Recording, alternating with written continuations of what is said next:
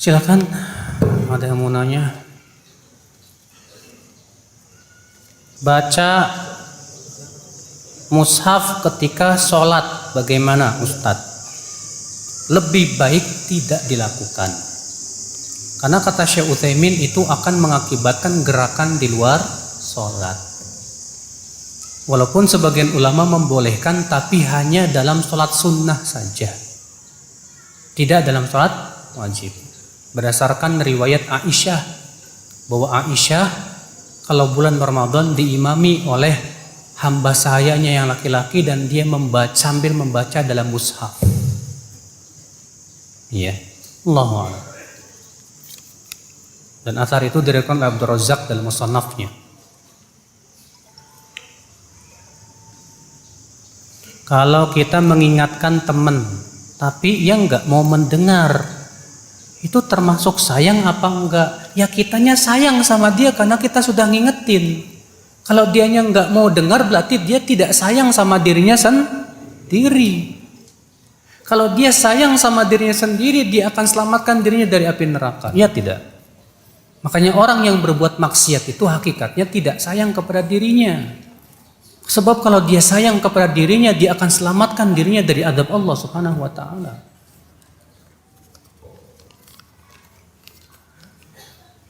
Mana yang harus didahulukan? Menuntut ilmu atau menjaga orang tua yang sedang sakit?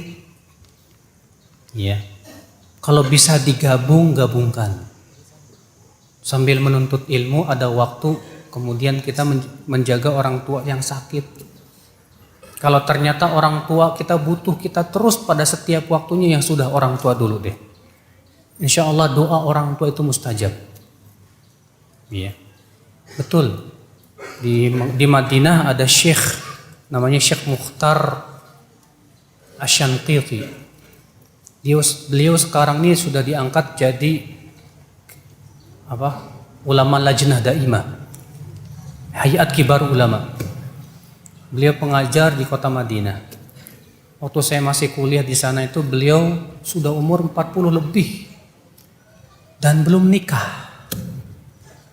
Ketika ditanya, Syekh, umur antum sudah mulai senja, kok belum nikah-nikah? Apa kata Syekh? Saya sibuk berbakti kepada orang tua saya. Karena ibu saya tidak ada yang menemani kecuali saya. Saya khawatir kalau saya menikah, saya tersibukkan dari ibu saya. Tapi subhanallah Pak, keberkahannya itu luar biasa Pak. Beliau kalau ngejawab pertanyaan tuh kayak air.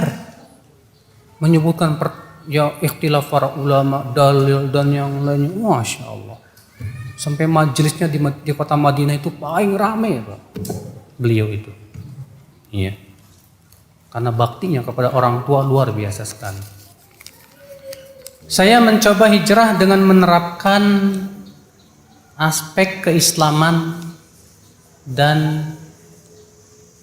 ingin mendapatkan teman yang bersama dalam ketaatan.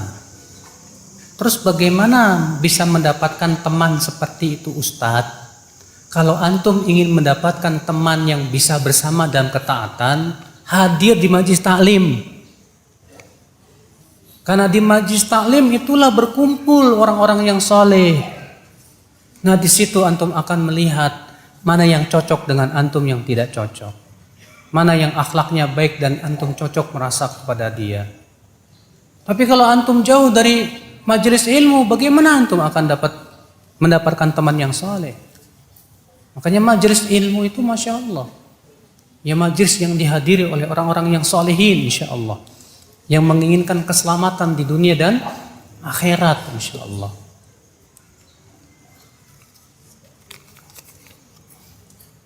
Saya berdoa baik dalam doa dzikir pagi dan sore, tapi tidak khusyuk, kadang pikiran kemana-mana. Apakah doa saya diterima? Enggak. Maksudnya Pak, hati lalai itu salah satu sebab doa kita tidak diijabah. Karena disebutkan dalam riwayat Tirmidzi begitu, Allah tidak menerima doa dari hati yang lalai. Doa ya Allah, ya Allah, ya Allah, pikirannya kemana? Ke kantor, ke pasar, entah kemana. gimana akan dikabulkan oleh Allah Subhanahu wa taala? Maka kalau kita ingin dikabulkan doa kita, fokuslah dalam doa, hadir hati kita, betul-betul memahami apa yang kita minta kepada Allah Subhanahu wa taala. Kalau seperti itu insya Allah diijabah. Ya.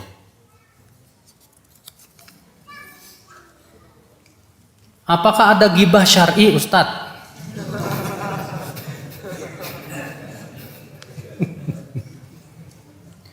Ketahuilah ya akhi, ghibah pada asalnya haram. Namun kata Imam Nawawi diperbolehkan dalam 6 keadaan. Secara ringkas, ghibah boleh kalau maslahatnya jauh lebih besar. Contoh, menggibah ahli bid'ah. Karena bahaya bid'ahnya bisa merusak banyak pemikiran kaum muslimin.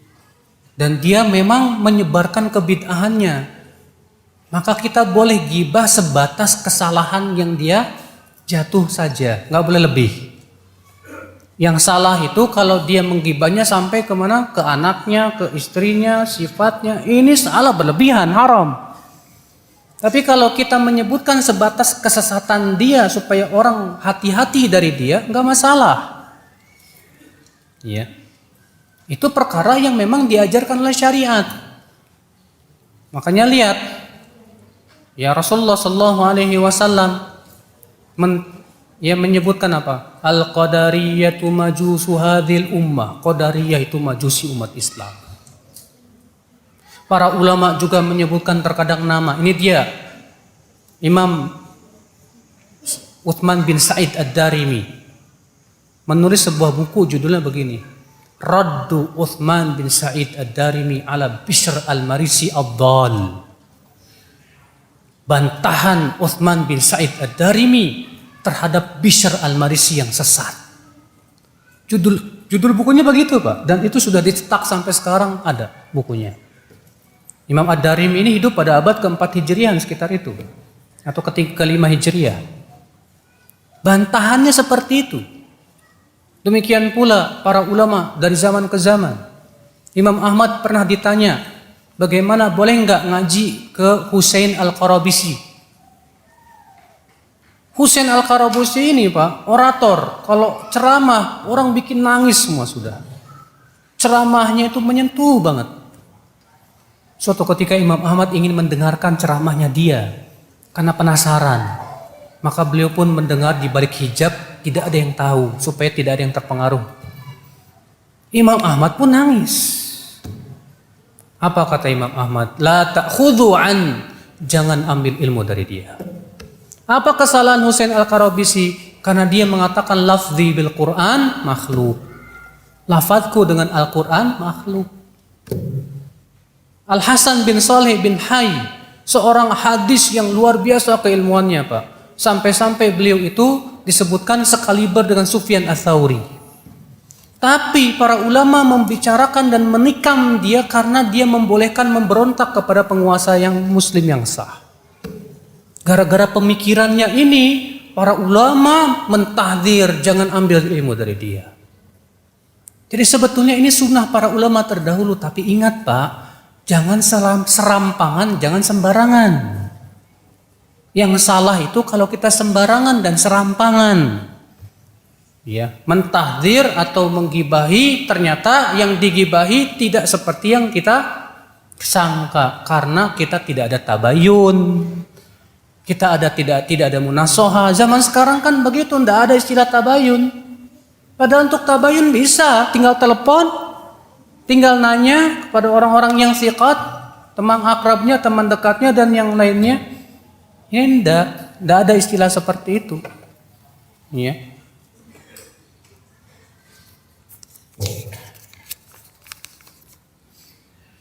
Apa sih makna surat Hud 15 dan 16? Surat Hud ayat 15 16 di mana Allah berfirman, "Man kana yuridul hayatad dunya wa zinataha nuwaffi ilaihim a'malahum fiha wa hum fiha la yubkhasun." Ulaika alladzina laisa lahum fil akhirati illa an-nar wa habita ma sana'u fiha wa batilu ma kanu ya'malun. Barang siapa yang menginginkan kehidupan dunia dan perhiasannya, kami akan berikan apa yang ia inginkan dari amalannya tersebut tanpa dikurangi. Mereka itu tidak mendapatkan apapun dalam kehidupan akhirat kecuali api neraka. Lihat, orang yang menginginkan dari amal solehnya dunia, maka di akhirat kata Allah dia tidak mendapatkan apapun kecuali api neraka. Hati-hati mas. Antum sholat duha niat utamanya supaya rezekinya lancar. Iya. Imam As-Suyuti dalam kitab Al-Ashbah wa Nadhair berkata, kalau ada orang yang haji niatnya dua, niat karena Allah dan niat bukan karena Allah, karena dunia, maka dilihat mana yang paling dominan.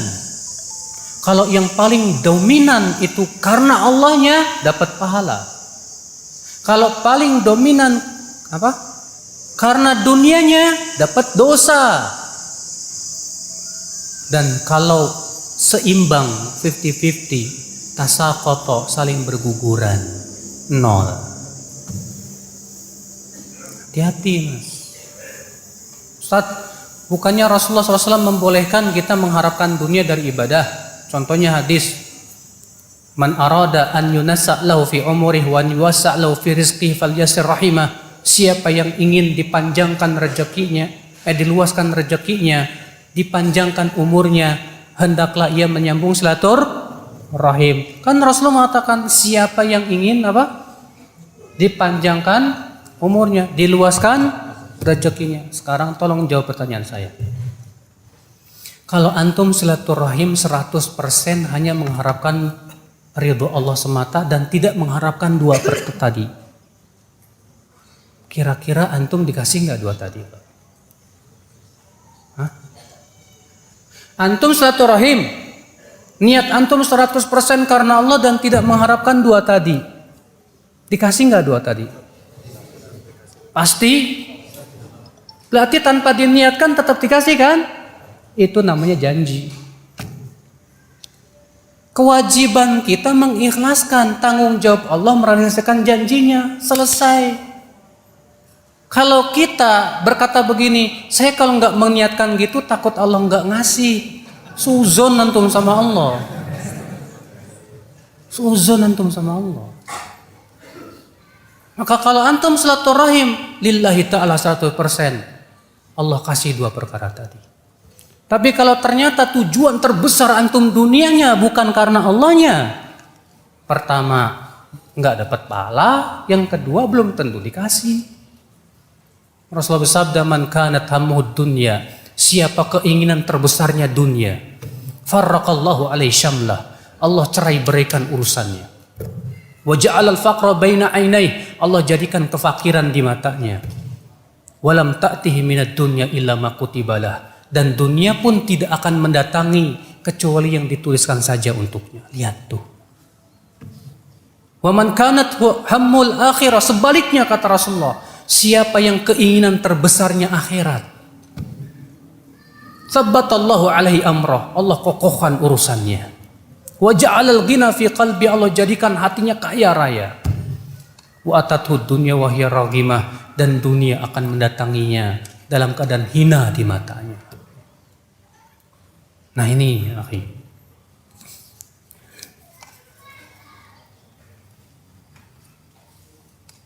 Apakah termasuk adab ketika masuk perkuburan melepas sendal? Kan Rasulullah yang nganjurin.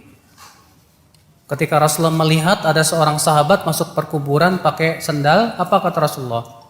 Ya sahibas sibtiyain, alqis sibtiyaik, apa sih? Sibtiyain ya. Sibtiyah itu. Wahai pemilik sendal sibtiyah, buang itu sendalmu itu. Namun kata para ulama itu hukumnya sunnah, tidak sampai kepada apa? Wajib dengan pendapat jumhur. Boleh dipakai sendal kalau ada misalnya jeblok tanahnya, ya sehingga akhirnya kita kesulitan, maka nggak apa-apa. Tapi sunnahnya buka sendal. Jangan masuk sendal dalam keadaan masuk sendal lagi. Masuk kuburan dalam keadaan pakai sendal.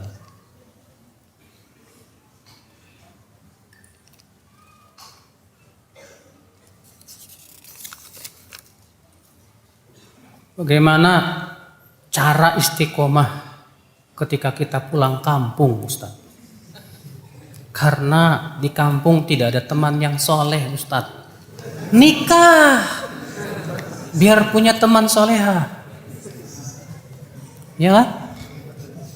Kalau antum sudah mampu untuk menikah, nikah aja, biar punya teman. Belum mampu, Ustaz, ya udah. Kalau belum mampu pulang kampung, antum kan bisa dengerin kajian melalui apa? Radio, komputer, streaming. Zaman sekarang itu Masya Allah dipermudah semuanya sama Allah Subhanahu wa Ta'ala. Bahkan antum selama di kampung masih bisa berhubungan dengan teman-teman di grup WhatsApp. Iya kan? Iya. Walaupun antum berada di kampung, hati antum tetap ada di kota. Kenapa? Tiap hari WhatsAppan terus sama teman. Alhamdulillah masih bisa bergaul dengan teman yang saleh. Ya. Nah, kalau memang ternyata kalau kita pulang kampung menyebabkan kita tidak bisa istiqomah, mendingan jangan pulang kampung dulu. Kalau khawatir. Tapi kalau memang kita tidak khawatir, ya nggak apa-apa. Ya. Tapi kalau di kampung karena orang tua, iya wajib antum pulang untuk berbakti kepada orang tua antum.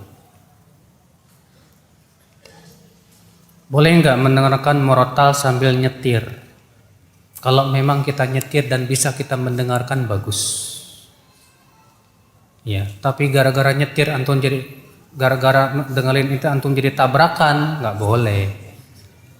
Ya, sambil bekerja. Apa kira-kira bisa bekerja antum sambil menyimak Al-Quran? Nggak bisa apa? Bekerja itu butuh kesungguhan. Dan Rasulullah bersabda apa? Innallaha yuhibbul abda idza amila amalan an yutqinahu. Allah itu cinta kepada seorang hamba kalau dia bekerja, dia sungguh-sungguh bekerja. Jadi kalau antum sedang dalam pekerjaan, udah sungguh-sungguh bekerja, itu amalan yang paling utama buat antum. Ya, itu amalan yang paling utama. Ustaz, baca Quran yang kayak gimana yang obat galau? Ya sambil dipahami lah. Insya Allah kalau sambil dipahami kita galaunya hilang. Ya.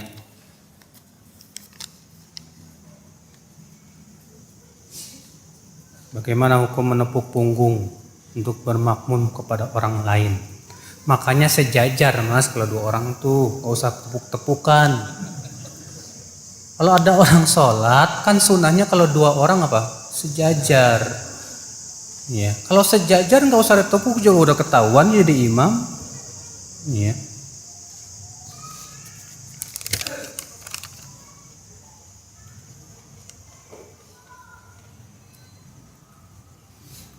Apakah bisa dikatakan orang yang non muslim karena dilahirkan ya dalam keadaan bukan Islam, dia tidak mendapatkan rahmat Allah Subhanahu wa Ta'ala? Saya mau tanya, orang ini ketika sudah balik dan besar, sudah sampai kepada dia dakwah Islam apa belum? Pertanyaannya itu. Kalau ada orang terlahir di atas agama selain Islam, lalu ia wafat dalam keadaan belum balik, maka anak-anak kecil orang-orang musyrikin pendapat yang rajih masuk surga. Dia menjadi pelayan-pelayan surga. Tapi kalau dia sudah balik, kita tanya lagi, sudah sampai belum kepada dia dakwah Islam? Kalau belum sampai kepada dia dakwah Islam, maka di hari kiamat itu termasuk orang-orang yang akan mengemukakan uzurnya di hadapan Allah Subhanahu wa Ta'ala. Sebagaimana dalam riwayat Abu Daud, Rasulullah bersabda, arba'atun yudli bihujjati yaumal qiyamah. Ada 4 orang yang akan mengemukakan alasannya pada hari kiamat. Siapa 4 orang itu? Yang pertama orang yang tua, renta dan pikun. Yang kedua orang yang buta dan tuli. Yang ketiga orang yang idiot. Yang keempat orang yang belum sampai kepadanya apa? Rasul, pemberi peringatan.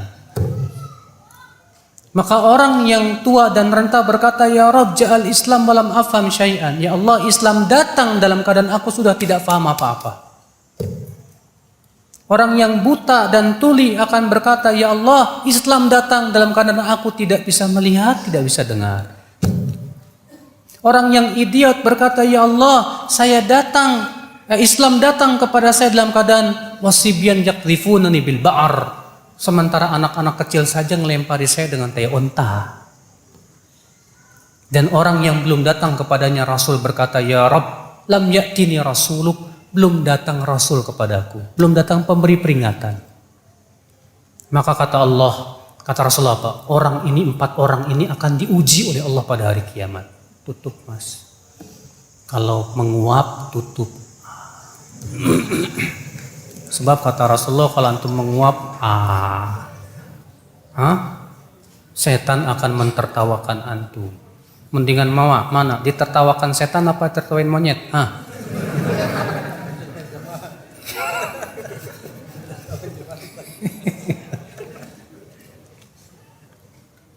Sampai mana tadi kita? 4 orang ini akan dipanggil oleh Allah. Lalu Allah mengambil perjanjian dari 4 orang ini agar mereka mau taat kepada Allah. Lalu mereka pun memberikan perjanjiannya bahwa mereka akan taat kepada Allah. Lalu Allah berfirman kepada malaikat, "Wahai malaikat, nyalakan api." Kemudian Allah memerintahkan 4 orang ini untuk masuk ke dalam api. Siapa yang taat masuk surga. Siapa yang enggak taat diseret ke dalam neraka. Tapi apakah kekal? Hanya Allah yang Maha tahu. Yang jelas Allah tidak mungkin zolim kepada hambanya, Pak. Tidak mungkin zolim kepada hambanya. Allah itu Maha adil, Maha sayang kepada hambanya.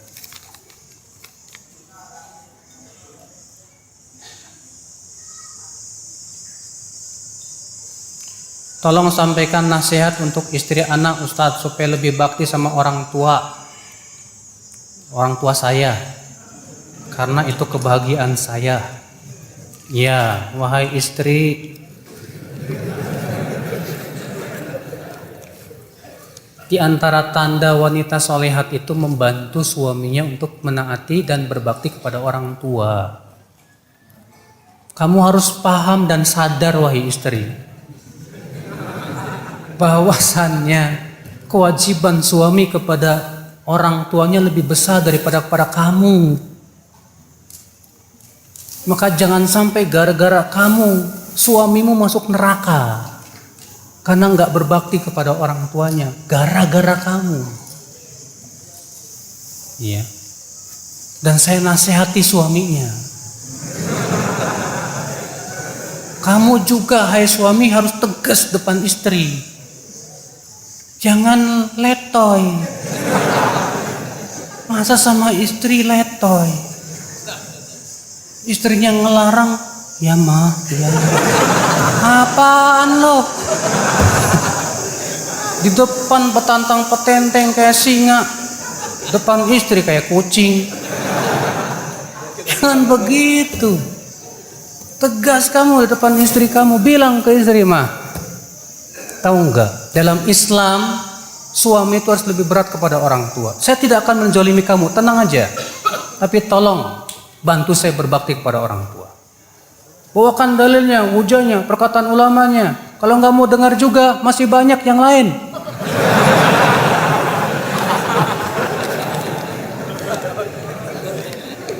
Maksudnya kawin lagi.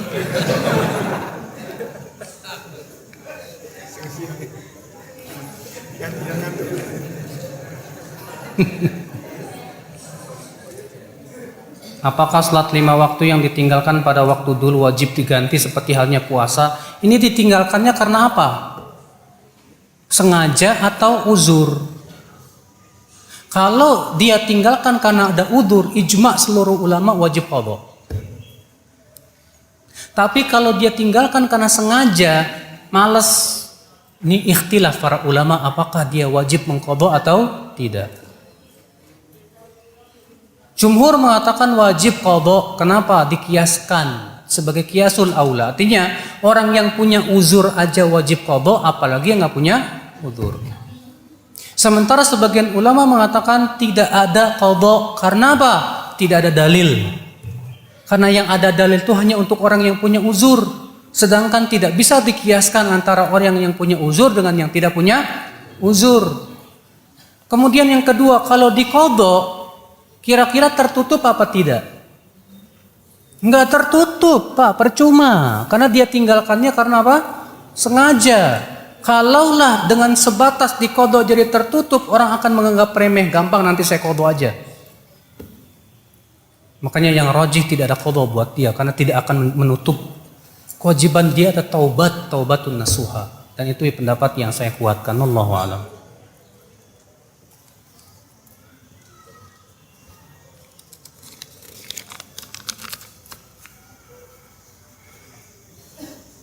Bagaimana cara memupuk rasa yakin bahwa Allah akan memberi yang lebih baik bagi kita di saat kita mau hijrah meninggalkan pekerjaan yang tidak diridhoi oleh Allah?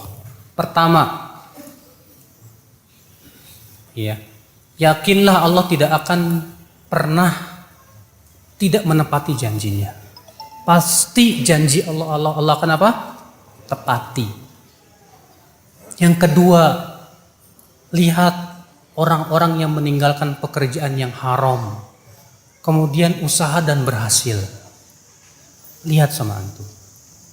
Banyak yang kalau kita banding-bandingkan, Pak, yang meninggalkan pekerjaan haram, usaha enggak berhasil, dengan yang usaha berhasil lebih banyak berhasilnya. Cuman yang ditakut-takutin oleh setan melihat yang enggak berhasilnya. Dan itu adalah godaan setan. Karena Allah mengatakan apa? Innama yukhawwifu subhanallah. Dalam surat Al-Imran, innama yukhawwifu syaitanu awliya'ah. Sesungguhnya setan itu hanyalah menakut-nakuti wali-walinya. Kata Syekh Salim, di antara cara setan menggoda manusia itu dengan takhwif, menakut-nakuti. Mau hijrah, takut. Nanti kalau saya tinggalkan, makan apa saya? Nanti saya rezekinya dari mana? Kata Syekh Saleh Fauzan, ini syirik kecil. Kenapa? Karena ini orang seakan-akan kurang yakin bahwa yang ngasih rezeki itu siapa? Allah Subhanahu wa taala.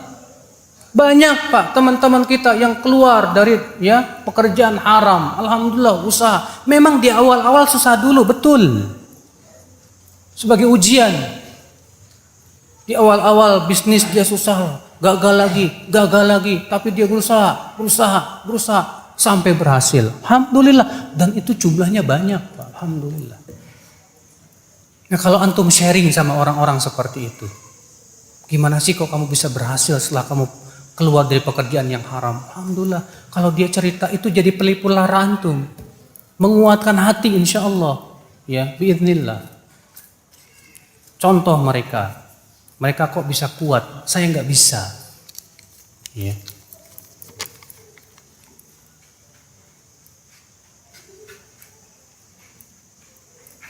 Ustadz, saya ingin hijrah tapi hobi saya dan bakat saya bermusik, gimana ya? Pak, hobi yang itu memang tidak sesuai dengan syariat jangan dipupuk. Bapak hobi dan bakatnya di musik, Bapak belum menggali aja bakat Bapak yang lain apa? Kalau kita sudah tahu dan dalilnya sangat jelas, hujah dan ijma ulama semua sepakat bahwa musik itu apa? Haram. Maka tidak ada alasan untuk kita katakan ini bakat saya, nggak boleh. Ini hobi saya, nggak boleh. Ganti dengan yang lainnya, insya Allah dapat, bisa.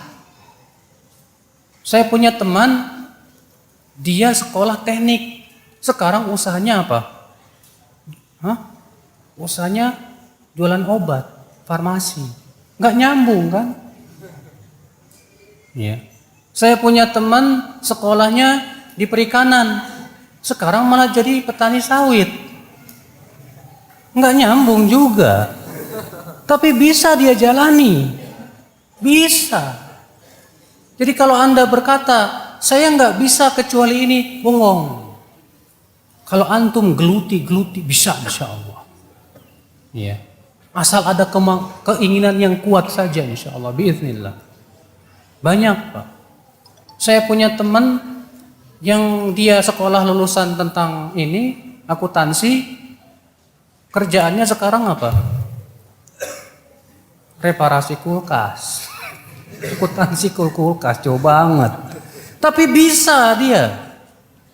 Ajib kan? Ya. Masya Allah ya akal Islam, azani Allah wa ya. Nah, jadi sebetulnya kita jangan terlalu berpikir sempit. Dunia itu nggak sesempit daun kelor, Mas. Walaupun daun kelor katanya sayurnya enak di sini. Iya nggak? Iya. Dunia itu luas sekali ya, akhi. Luas.